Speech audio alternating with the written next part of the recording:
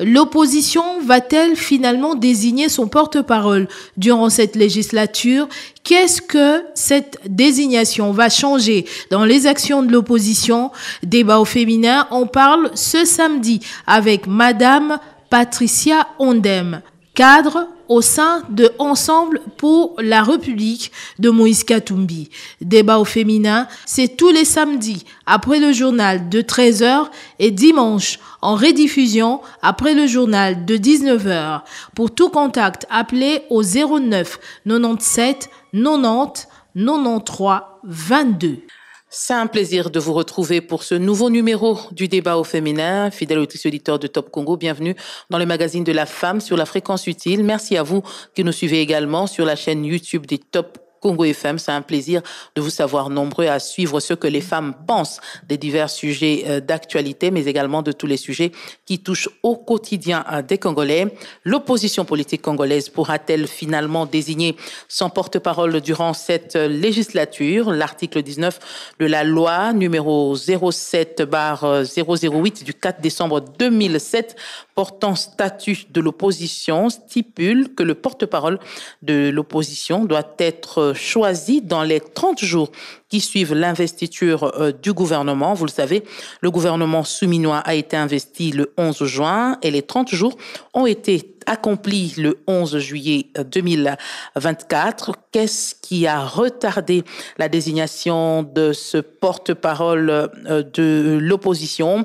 Le chef de l'État, je vous le rappelle, dans son discours d'investiture, a promis de tout mettre en œuvre pour que l'opposition ait son porte-parole durant son second quinquennat. Et pour en parler, le débat au féminin reçoit Madame Patricia Ondem, elle est cadre d'Ensemble pour la République. Notre deuxième invitée, qui est de la Mouka, a eu un empêchement et ne sera donc pas avec nous aujourd'hui dans ce studio. Nous aurons l'occasion de la recevoir la semaine prochaine, Dieu voulant. Et vous le savez, depuis l'adoption de la Constitution du 18 février 2006, l'opposition congolaise n'a jamais réussi à désigner son porte-parole lors des législatures passées. Opposition et majorité se rejetaient la responsabilité. Du côté majorité, on accusait l'opposition de ne pas parler le même langage et du côté opposition, on accusait la majorité de bloquer la machine. Est-ce que ces mêmes accusations vont se poursuivre? Madame Patricia Ondem, c'est un plaisir de vous avoir dans ce studio. Bonjour et bienvenue. Bonjour Madame Mamie.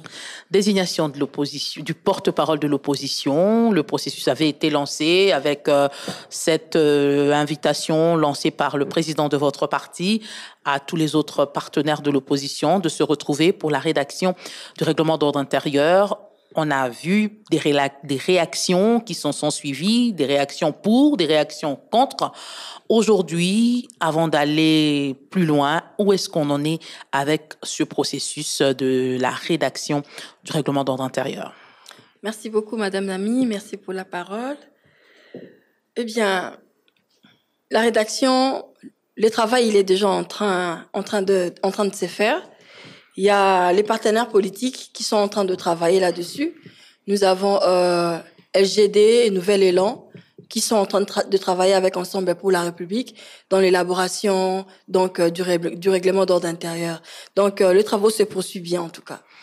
Un retard quand même, hein. La désignation devait se faire 30 jours après l'investiture du gouvernement qui est intervenue le 11 juin.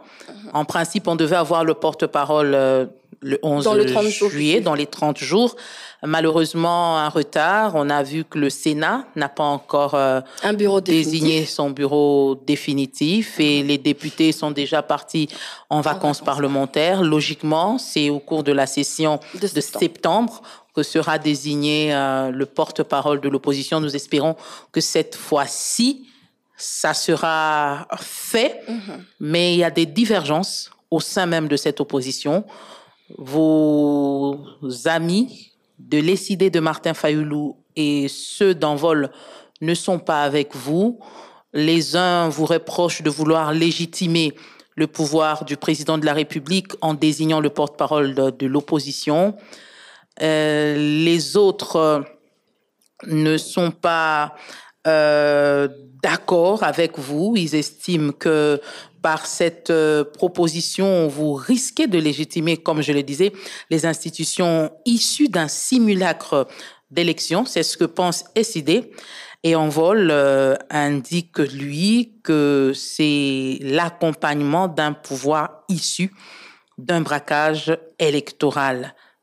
Qu'est-ce que vous dites de ces accusations portées contre vous qui voulez désigner le porte-parole de l'opposition, l'exercice qui est légal? Merci beaucoup, Madame Mamie. Je dirais que tout d'abord, ce sont des fausses accusations. Ce sont des accusations qui ne tiennent pas la route, qui ne tiennent pas du coup, qui ne tiennent pas debout. Pourquoi? Parce que nous savions, nous tous, quand nous allions aux élections, qu'il se pourrait que les résultats soient chaotiques. Nous savions que l'adversaire ne serait pas loyal. Nous savions. Mais nous sommes quand même allés en respectant la population qui nous avait fait confiance. Bien qu'après, nous avions assisté à un simulacre d'élection. Mais il se trouve que dans ces simulacres-là, il y a eu des candidats dont on ne pouvait pas écarter. Par exemple, à Moba, un candidat comme Christian Mwande, vous ne pouvez pas l'écarter, c'est impossible. C'est impossible. Vous ne pouvez pas écarter un candidat comme la présidente Dominique Mounon. Vous ne pouvez pas, c'est impossible. Il y a des candidats tels que ceux-là, dont on ne pouvait pas écarter, qui sont aujourd'hui parmi les élus. Les élus. Et ceux-là, nous disons qu'ils ont vraiment été élus et du coup, l'adversaire n'a pas su les écarter. Maintenant, il y a eu simulacre pour les uns et pour d'autres, il y a eu des vrais résultats. Madame Mamie, nous n'allons pas y revenir, mais je vais juste marteler sur un point. Il y a des candidats... incontournables. Exactement. Il y a des candidats qui sont incontournables, dont vous ne pouvez même pas toucher les votes, au risque de soulever la tension auprès de la population. Vous ne pouvez pas. Voilà pourquoi ils n'ont pas su toucher ceux-là. D'autres auprès de qui ils pensaient qu'ils pouvaient toucher, ils ont été carrément limogés, ils ont été carrément écartés après l'arrêt de la Cour constitutionnelle. Ils les ont touchés, mais certains non. Pour éviter qu'il y ait un soulèvement dans certains coins de la République, du coup, ils ont pas pu toucher les autres. Mais on sait qu'Ensemble, quand même, avait rejeté les résultats des élections. Vous les avez finalement acceptés au niveau de la présidentielle. Ensemble pour la République avait rejeté les élections pour certains des candidats, dont, comme à Kinshasa ou bien dans toute la République, on a pour habitude de respecter ceux-là dont les noms sont connus. Ceux-là dont le père ont fait quelque chose dans ces pays, par moment. Alors, certains candidats d'Ensemble pour la République ou qui se sont retrouvés sur la liste d'alternance qui était une liste partenaire d'Ensemble, ils se sont vus écartés carrément. Mais il y a certains sur la liste d'Ensemble qui est incontournables et qui sont restés. Ils sont là. Ils ont été élus. Et c'est palpable. Certains ont été élus. Mais malheureusement, leurs noms ne sont pas connus. Ils ont fait du tripatouillage carrément. Alors, parlons de nos amis, de nos frères qui se retrouvent aujourd'hui en extra-parlementaire, qui disent que c'est légitime. Mais non, nous sommes allés aux élections ensemble. Ce qui nous manque aujourd'hui, ce qui manque aux politiques aujourd'hui, Madame Mamie, c'est l'honnêteté dans la politique. Il faut être honnête. J'ai beaucoup de respect pour le président Martin, de l'SID, aussi pour son secrétaire général, aussi pour le président Sessanga. Mais qu'est-ce que je veux dire? Vous avez fait route ensemble? On a fait route ensemble. On nous a lancé de gaz lacrymogène ensemble. On a été sur terrain ensemble. On a préparé des marches ensemble.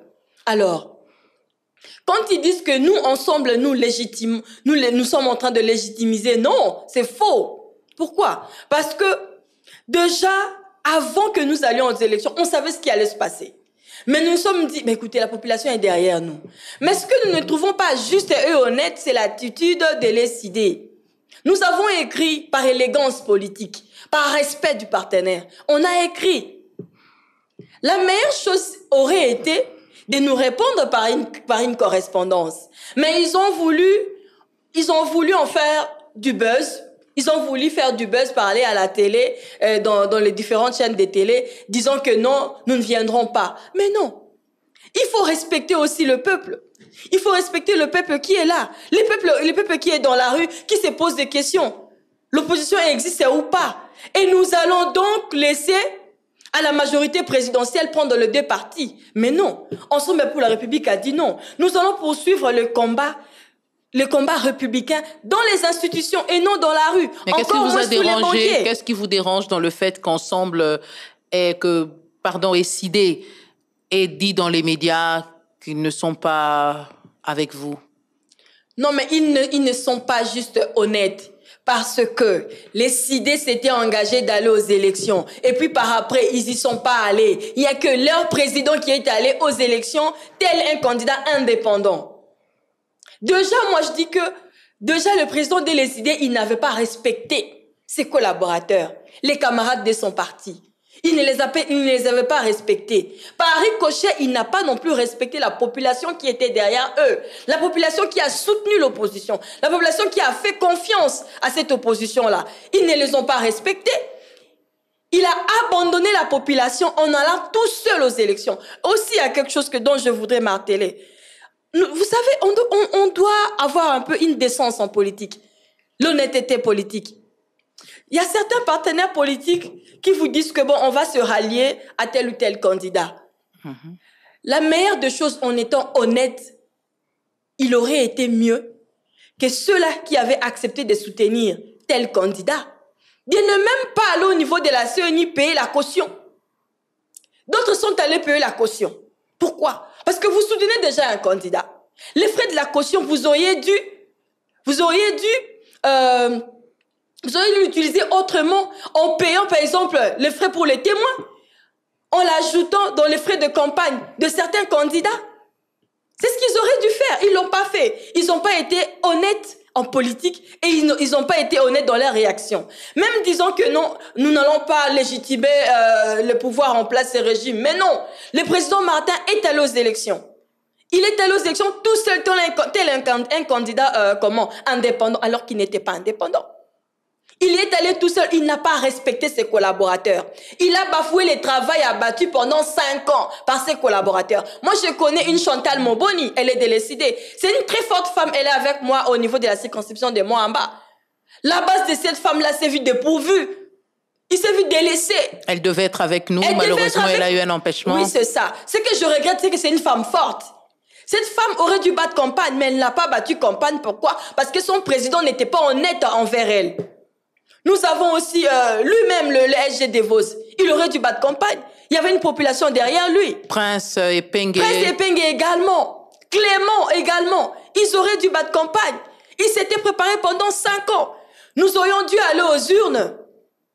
Changer la donne par la voie démocratique des élections. Mais malheureusement, l'adversaire...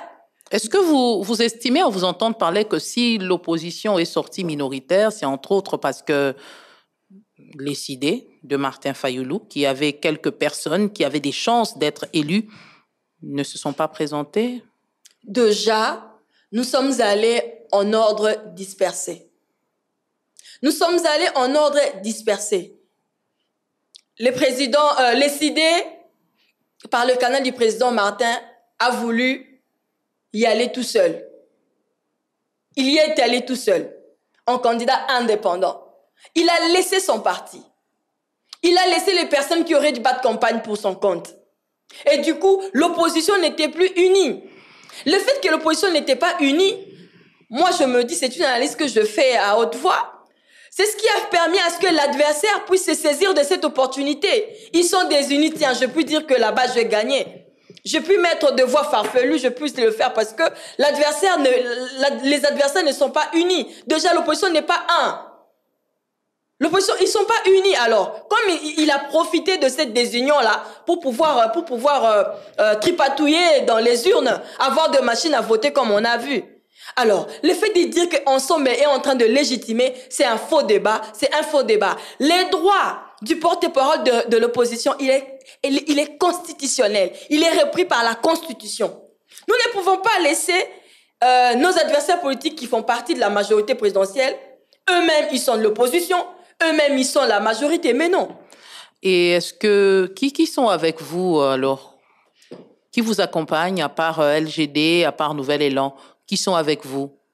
À part LGD, Nouvel Élan, nous avons les partis du président Seth Kikouni, nous avons MLP avec le président Diongo.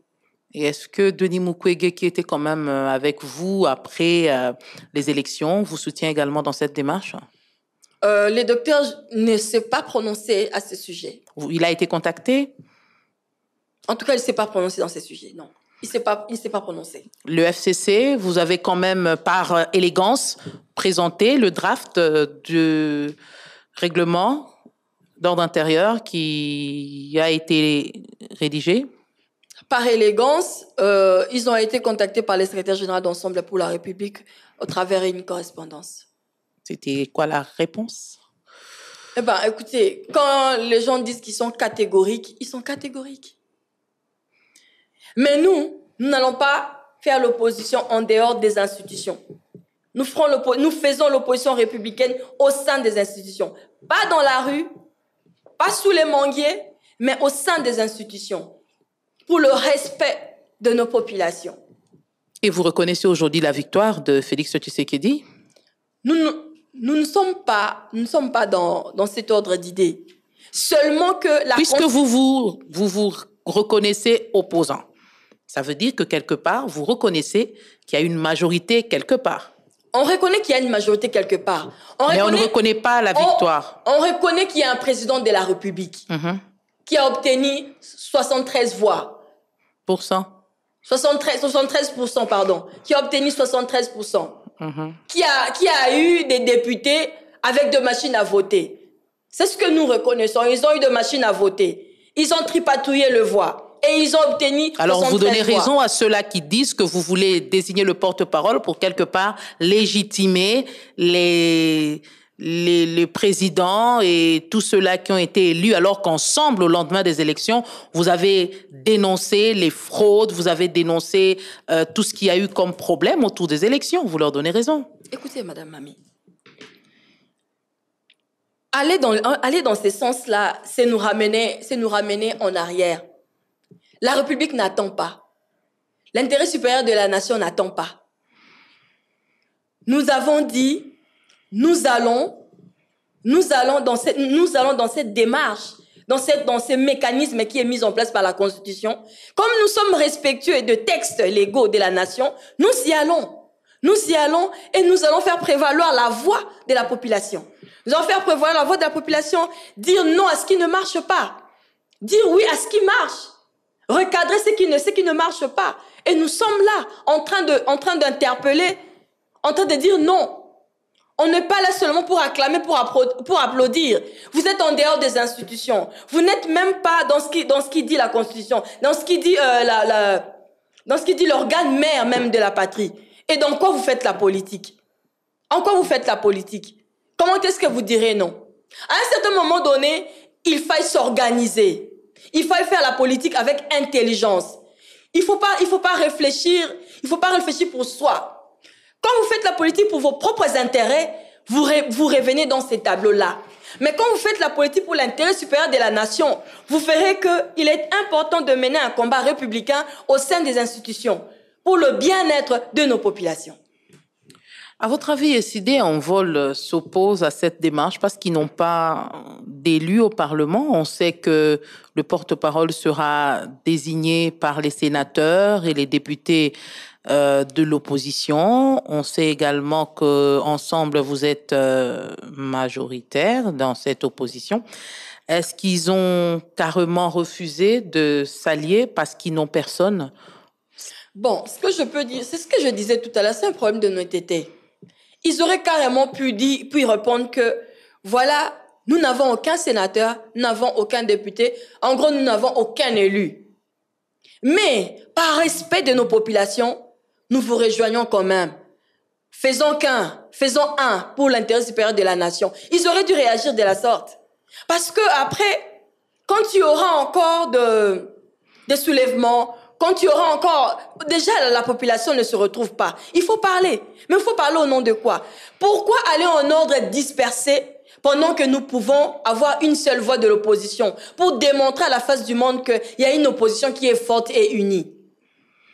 Et ce poste, vous le cherchez juste pour être plus visible sur le terrain, parce que déjà là, on ne sent pas beaucoup l'opposition. Il y a plusieurs problèmes. La population fait face à plusieurs difficultés. On ne sent pas beaucoup l'opposition dans des déclarations. On ne sent pas beaucoup l'opposition réagir. C'est parfois des déclarations sporadiques qui arrivent et qui sortent, et puis on ne sent même pas l'impact de ces déclarations sur la population. En voulant ce poste, en voulant organiser les choses comme vous l'avez dit, qu'est-ce qui va finalement changer dans la manière de mener le combat de l'opposition? Madame Ami, quand vous dites que nous ne voyons pas l'opposition, nous ne vous entendons pas, est-ce que vous visez certains médias? Puisque les communicateurs de l'opposition sont sur terrain tous les jours. Ils sont sur terrain tous les jours. Quand vous appelez, on le voit, ils sont sur terrain tous les jours. Est-ce que c'est les déclarations à la télé qui changent le quotidien des Congolais? Les déclarations à la télé ne changent pas. Quand vous dites qu'elles ne changent pas, moi je dis que non, il faut revendiquer. Nous revendiquons. Et la majorité entend, il écoute. Ce n'est pas pour rien qu'il y a diverses arrestations. Nous avons vu Gloria Senga organiser une marche contre la faim. Elle a été arrêtée. Gloire à Dieu, elle a été libérée. On a vu la répression. On a vu une très forte répression. Mais nous disons que non. On est en train de parler. Mais nous sommes face à un adversaire qui fait semblant de ne pas écouter. Qui fait semblant de ne pas écouter, qui fait semblant de ne pas connaître le vrai problème de la population. Mais nous sommes en train de parler. Nous parlons et la population elle-même, elle sait que nous sommes en train de parler. Et qu'est-ce que la désignation de ce porte-parole va changer dans la manière de mener le combat au quotidien de l'opposition? Ça va apporter quoi? Déjà que cette reconnaissance de l'opposition, du combat à égal, l'opposition est reconnue selon la Constitution, aux articles 7 et 8. Déjà, le respect de ces articles-là fera que l'opposition puisse travailler et en exigeant du gouvernement, de la majorité, les résultats attendus en bonne et due forme, dans les normes. Au cours d'un combat républicain, nous disons ce qui ne va pas, nous présentons comment les choses devraient se passer et nous évoluons. Et ils sauront qu'ils sont dans les normes. La loi organique le reprend si bien en son article 8 que l'opposition a le droit de revendiquer, mais tout en respectant les normes de la loi. En même temps en étant respectueux des lois de la majorité aussi. Du coup, nous serons égal à égal du côté du respect de la loi.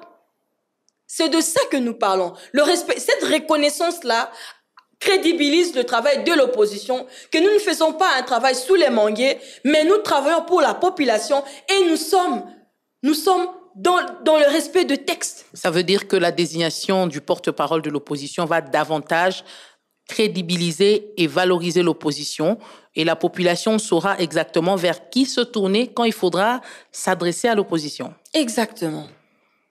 Et aujourd'hui, qui est le leader de l'opposition? On le découvrira après la désignation du porte-parole, où le leader de l'opposition est cette personnalité qui incarne les aspirations de la population, dans laquelle se retrouve la population. Bon, écoute, je ne ferai pas le dialélo, en tout cas je ne le ferai pas, mais s'il y a un opposant qui incarne aujourd'hui les soucis de la population, dont certaines personnes avaient terni l'image pendant la campagne, et aujourd'hui la population est en train de se dire, mon Dieu, ils nous avaient menti, les discours qu'ils avaient portés sur cette personne étaient fausses. C'est la personne de Moïse Katumbi Chapwe. Mais la loi organique, en son article 19, reprend si bien que les porte-parole de l'opposition peut ou ne pas être un président d'un parti ou d'un regroupement politique, peut ou ne pas être un élu, mais c'est une personne qui sera désignée en respectant ce qui est repris dans le règlement d'ordre intérieur. Au respect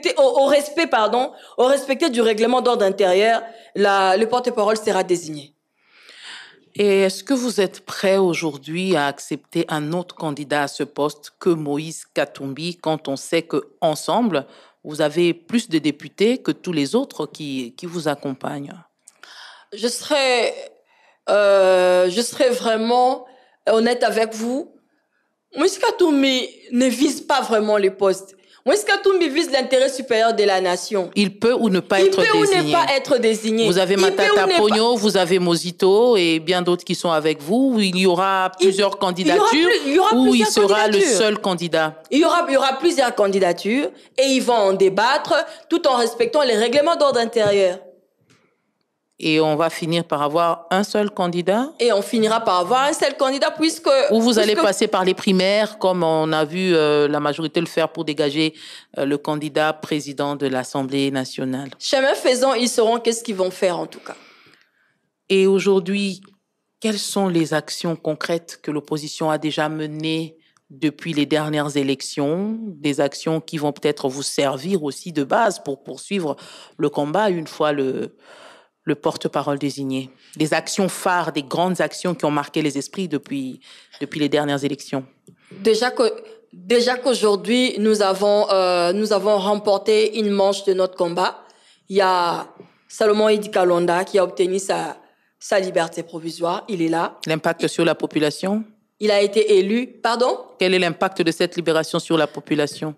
L'impact de cette libération sur la population, c'est que la population s'est sentie en confiance en disant que cette opposition s'est battue. Nous avons un élu de Kindu qui était aux arrêts, qui est maintenant libre, qui peut répondre aux desiderata de la base, qui peut répondre aux desiderata de la population, de ceux-là qui l'ont élu. Il peut répondre à leurs besoins. Et celui de Bongandanga dira quoi? Pardon? Et celui qui vit à Bongandanga dira quoi? Parce que vous parlez de Kindu. Je suis en train de parler de Kindu. Je suis en train de dire ceci. Vous avez dit qu'est-ce que cela a apporté? Je dis que déjà la libération de Salomon c'est déjà un appel fort qu'on a lancé. Il est sorti. Et on sent que nous irons plus loin que ça. On fera plus loin que ça. Mais maintenant, là, nous ne voulons pas y aller en démarche dispersée.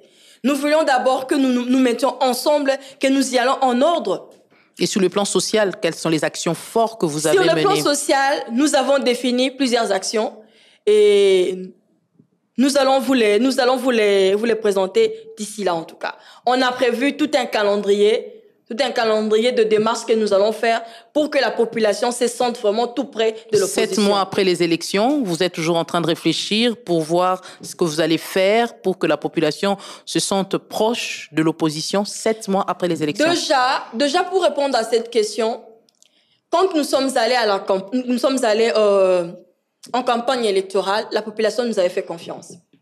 Et aujourd'hui, elle ne cesse de nous faire confiance. Elle ne cesse de ramener vers nous leurs soucis, leurs problèmes.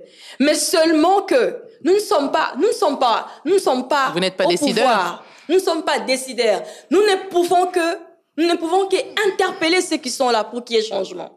Nous ne pouvons qu'interpeller. C'est ce que nous continuons de faire dans les médias. Nous continuons d'interpeller. Nous continuons d'insister, nous continuons de revendiquer les droits du peuple congolais. C'est ce que nous faisons. Et c'est ce que nous sommes en train de faire. Ce n'est pas nous qui décidons. Saurez-vous faire le contrepoids avec le pouvoir en place une fois que vous vous serez organisé et que vous auriez désigné ce porte-parole de l'opposition qui, je rappelle, aura rang de ministre d'État, qui, je rappelle, aura un budget des milliers de dollars à gérer, qui, je rappelle, aura beaucoup d'avantages. Cela ne va pas fragiliser cette personne qui sera placée là dans ses actions, si pas elle, peut-être l'entourage qui va travailler avec cette personnalité politique. Madame Mami, nous sommes allés aux élections. Après, nous avons vu un président de la République qui a prêté serment. Ils nous ont fait perdre beaucoup de temps. On a attendu la sortie du gouvernement. Ils nous ont fait perdre beaucoup de temps. Ce n'est pas l'opposition qui est en train de faire perdre du temps à la population. Ce n'est pas l'opposition qui est en train de ne pas donner ce qui se doit ou ce qui se devrait. C'est pas nous. Mais c'est pas l'opposition n'a pas saisi cette occasion-là pour davantage marquer des points au sein de la population? On est en train de parler. On est en train d'interpeller. On est en train de se battre face à un adversaire qui est en train de nous museler. Un adversaire qui est en train de choisir des sujets pour lesquels débattre.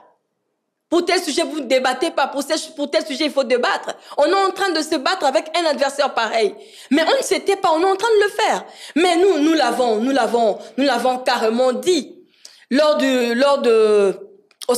niveau de l'Assemblée nationale, quand le gouvernement allait présenter son programme, l'opposition s'est prononcée en la personne de Christian Mwando. Il s'est prononcé.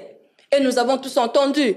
Nous sommes là pour revendiquer, nous sommes là pour dire non, nous sommes là pour dire orienter, nous ne sommes pas là pour acclamer. Mais en tout cas, ce n'est pas nous qui sommes en train de faire souffrir nos populations. Nous sommes aux côtés de nos populations, nous partageons la souffrance de nos populations. Face à un adversaire qui fait semblant de ne pas écouter les revendications de sa population. Alors, qu'est-ce qui va changer dans l'attitude de cet adversaire avec la désignation du porte-parole de l'opposition? Qu'est-ce qui va changer? C'est ce que je suis en train de vous dire depuis tout à l'heure. L'effet de rester dans les normes, l'effet de respecter la Constitution et le président de la République lui-même, il l'a dit lors de son discours qu'il accorderait une place à l'opposition pour qu'il y ait un porte-parole de l'opposition. Et voilà pourquoi nous, en étant respectés des normes, respectés de lois, nous nous sommes dit, ok, nous respectons la loi. Après, en ayant 30 jours, et puis plus même, aujourd'hui, nous avons un règlement d'ordre intérieur qui est mis en place. Nous avons aujourd'hui des acteurs qui sont là. Règlement déjà travailler. Adopté ou en train d'être finalisé? Il est en train d'être finalisé. Nous avons un draft qui est là, qui est en train d'être finalisé et tout. Et à la prochaine session parlementaire de septembre, je pense que les choses vont évoluer en tout cas. Vous pensez que la population va continuer à croire en ce porte-parole de l'opposition qui sera désormais comme un officiel? Je rappelle, je venais de le dire, rang ministre d'État. Un officiel. Un budget à gérer des milliers de dollars. La population ne va peut-être pas comprendre ça. La population pourra dire, bah, son billet. Un officiel, vous dites le haut rang d'un officiel aux côtés de nos populations. Aux côtés de nos populations.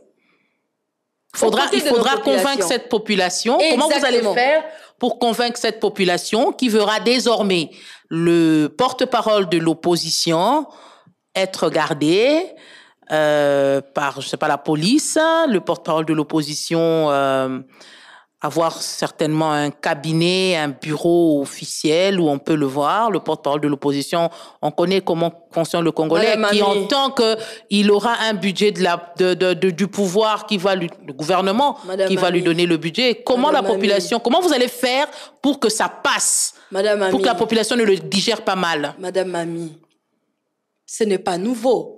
Ce n'est pas nouveau. On n'a jamais eu de porte-parole depuis... on n'a jamais eu de porte-parole. Les législatures passées. On n'a jamais eu de porte-parole. Ce sera la première expérience. Ce sera la première expérience. Et cela ne voudra pas dire que nous ne saurons échanger avec nos populations. Ça ne voudra pas dire que nous ne descendrons pas aux côtés de nos populations. Erreur! Nous descendrons aux côtés de cette population-là parce que les porte-paroles qui sera là de l'opposition, il sera là pour faire entendre la voix de la population. Il sera là pour faire prévaloir les desiderata de la population. Il sera là pour dire non là où ça ne marche pas. Il sera là pour dire non, pour écrire, pour revendiquer. Il pourra aussi dire oui là où ça marche. Non, mais là où ça marche, on va dire oui. Parce que ça, c'est pas congolais, hein. Non, là où ça marche, on va dire oui. Là où ça marche, on va dire oui. Là où ça ne marche pas, on va marteler jusqu'à ce qu'il y ait une réponse favorable pour la population. Pour l'intérêt supérieur de la nation, voilà pourquoi nous sommes dit que nous irons, pour être respectueux de ces textes aux articles 8 et 7, nous allons vraiment faire monter plus haut la voix de nos populations. En tout cas, qu'ils nous fassent confiance, on va le faire. Donc, on n'aura pas un porte-parole bureaucrate avec les honneurs et les privilèges qu'il aura après sa désignation officielle. Nous avons aujourd'hui un rapporteur adjoint à l'Assemblée nationale. Mm-hmm. Le fait qu'elle soit dans ce bureau, le fait qu'elle bénéficie même de gardes rapprochés, ne l'ont pas éloignée de la population. Elle est avec nos populations. Elle descend sur terrain. Vous savez, elle descend sur terrain. Elle va à la rencontre de nos populations. Elle va échanger avec les personnes de troisième âge. Elle va échanger avec les femmes, avec les personnes vulnérables. Elle descend sur terrain. Malgré ces avantages-là dont vous êtes en train d'évoquer, nous sommes aux côtés de nos populations. Je reviens sur ma question. Comment faire comprendre à la population que quand demain, elle verra le porte-parole de l'opposition bénéficier de certains privilèges, comment elle va comprendre que Basombi était, Voilà. Exactement. Mais ezali privilège oyo mobeko epesiye, privilège oyo statut ya opposition epesiye. Comment vous allez faire pour que la population comprenne cela? On connaît comment le Congolais fonctionne. Quand il verra demain un Moïse Katumbi, un Matata Ponyo ou un Mozito, en tout cas on ne sait pas qui sera désigné, vous êtes nombreux, comment faire pour que cette population ne dise pas « Nayepe Basombiye ». Voilà pourquoi nous avons déjà commencé à sensibiliser nos populations. Nous avons déjà commencé au niveau de la base. Et on est en train de remonter l'information petit à petit au niveau de la base. On est en train de sensibiliser la population. On est en train de parler de la question. On est en train de discuter avec nos populations au niveau de la base. On a déjà commencé avec de sessions populaires au niveau de districts, même au niveau de provinces, on a commencé. On va le faire remonter et je pense que de ce côté-là, il n'y aura pas de problème. En tout cas, on est en train d'en parler. On a déjà commencé à les sensibiliser. On a commencé à faire un travail en amont déjà. Et nous savons que les députés sont en vacances parlementaires, les sénateurs se préparent à désigner leur bureau définitif. On l'a dit, c'est à la session de septembre qu'il sera désigné. Est-ce que vous comptez mettre ce temps à profit pour peut-être approcher encore une dernière fois vos amis qui ne veulent pas comprendre, leur faire voir la philosophie et leur faire comprendre que vous n'êtes pas en train de légitimer le pouvoir, mais vous faites ce qui est légal? À ce sujet, je n'ai pas d'infos, mais je sais qu'une démarche dans ce sens devrait être menée. Je sais. Une démarche dans ce sens devrait être menée encore une fois. Et vous pensez qu'ils seront convaincus? Vous pourrez les convaincre? En tout cas, les approcher, c'est au nom de l'intérêt supérieur de la nation. S'ils sont respectueux de nos populations, qui nous font confiance, qui souffrent, qui ont besoin d'un contrepoids, je pense qu'ils vont revenir à la raison. 64 ans après l'accession de notre pays à l'indépendance, pensez-vous que les actions de l'opposition ne devraient pas se limiter seulement à faire des discours comme on a vu le 30 juin, votre président a parlé, Martin Fayulu a parlé, ils ont dénoncé ce qu'il y avait à dénoncer, ils ont dit ce qu'il fallait dire. Est-ce qu'on doit se limiter à cela ou on doit attendre plus de cette opposition et surtout de ce porte-parole que nous aurons bientôt? On doit attendre plus de ces porte-paroles. Pourquoi? Parce que, après tout, il y aura un cahier de charge qui sera élaboré. Et dans ces cahiers de charge, on retrouvera le besoin de la population sur le comment travailler pour que notre population se retrouve. Vous allez déjà en ordre dispersé? Déjà avec ceux qui sont là, avec ceux qui ont répondu présent, avec ceux qui ont mis leurs intérêts de côté, avec ceux-là qui ont dit pour l'intérêt supérieur de la nation, allons de l'avant. On est déjà en train de travailler dans ce sens. Est-ce que on aura une opposition forte avec, d'une part, le porte-parole et tous ceux qui le soutiennent, et d'autre part, Essidé en vol, qui ne viennent pas avec vous? Le FCC, on sait qu'il s'était déjà mis de côté depuis longtemps. Est-ce qu'on peut s'attendre à une opposition forte ou on aura toujours une opposition fragilisée? Parce qu'on a l'impression que quand on aura le porte-parole, ce que le porte-parole dira ne sera pas forcément accepté par SID, ne sera pas forcément accepté par Envol, qui ne vont pas se reconnaître dans ce porte-parole. Oui, Madame Ami. Ce que on a dans ces pays de gens qui aiment évoluer en électrons libres. Ils pensent qu'évoluer en électrons libres, c'est qui fait leur visibilité. Aujourd'hui, nous ne sommes plus au stade de visibilité. Nous ne sommes plus au stade de qui a dit qui a fait quoi. Nous sommes au stade où notre pays est en train de sombrer. Nos populations vivent dans la faim. Nous avons des déplacés de guerre tous les jours. La famine bat son plein à l'est du pays.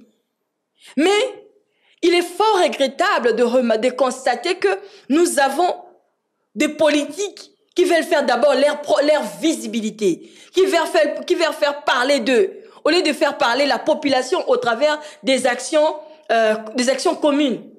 Malheureusement, tel est le cas. Nous aurons toujours ces gens-là. C'est ça même la démocratie. On aura ces gens-là et ne sachons pas qu'ils vont fragiliser l'opposition. Mais dans cette frange de choses, nous savons comment ça fonctionne et nous saurons comment contourner cela. Pour l'intérêt de la nation, on va le faire. Pour terminer, quelles seront les 3 grandes priorités du porte-parole de l'opposition en faveur de la population une fois qu'il sera désigné? En tout cas, bon, je n'ai pas pris part à ces concertations-là. Je ne saurais ni inventer, ni mentir, mais je sais que dans un avenir récent, vous le saurez en tout cas. Un mot à ceux-là qui refusent de se joindre à vous? À ceux-là qui refusent de nous rejoindre, je vous demande de réfléchir et de regarder nos populations en face. Regardez cette femme-là qui est en train de souffrir à l'est du pays. Regardez cette femme-là qui est en train de souffrir à Beni, à Goma. Pensez à ces orphelins-là. Pensez aux veuves. Pensez à ces femmes-là qui se réveillent très tôt le matin. Pensez à ces enfants-là qui ne vont pas à l'école parce qu'ils n'ont pas de quoi se vêtir, ni de quoi manger. Pensez à cette population-là qui est meurtrie. Pensez à cette population-là qui est affamée avant de penser à vos intérêts politiques qui n'apportera rien dans la vie de nos populations. Réfléchissez grand, réfléchissez demain, réfléchissez à venir. Ne réfléchissez pas aujourd'hui, mais réfléchissez demain. Réfléchissez l'avenir du Congo. Face à l'Occident, face à tous ceux qui sont à l'extérieur, ils nous voient un peu fragiles. Pourquoi nous fragiliser davantage pour nos intérêts politiques, pour nos intérêts personnels? Réfléchissons en République, réfléchissons la nation, réfléchissons l'intérêt supérieur de la nation, réfléchissons le bien-être du Congo. Nous n'avons qu'un seul pays, le pays de Lumumba. Réfléchissons pour le bien de ces pays et non pour nos propres intérêts. Merci. Merci beaucoup, Madame Patricia Ondem. C'était un plaisir de vous avoir dans ce studio. Nous remercions Isabelle Mwengo qui nous aide dans la préparation de cette émission, Patrick Mungongo qui a assuré la prise de vue, Jacques Nzinga qui a assuré la prise de son, Miguel Mena qui a tout coordonné. Le rendez-vous, c'est tous les samedis après le journal de 13h. La rediffusion, c'est le dimanche après le journal de 19h. Pour toutes celles qui veulent passer dans cette émission, vous pouvez contacter l'équipe du débat au féminin au 09 97 90 93 22 09 97 90 93 22. Nous serons ravis de vous recevoir sur ce plateau. C'est le plateau qui est offert aux femmes pour parler, donner leurs avis sur différents sujets qui touchent au quotidien des Congolais. Pour aujourd'hui, c'est terminé, Dieu voulant. Nous allons nous retrouver la semaine prochaine avec le même plaisir. D'ici là, portez-vous bien, au revoir. L'opposition va-t-elle finalement désigner son porte-parole durant cette législature? Qu'est-ce que cette désignation va changer dans les actions de l'opposition? Débat au féminin, on parle ce samedi avec Madame Patricia Ondem, cadre au sein de Ensemble pour la République de Moïse Katumbi. Débat au féminin, c'est tous les samedis après le journal de 13h et dimanche en rediffusion après le journal de 19h. Pour tout contact, appelez au 09 97 90 93 22.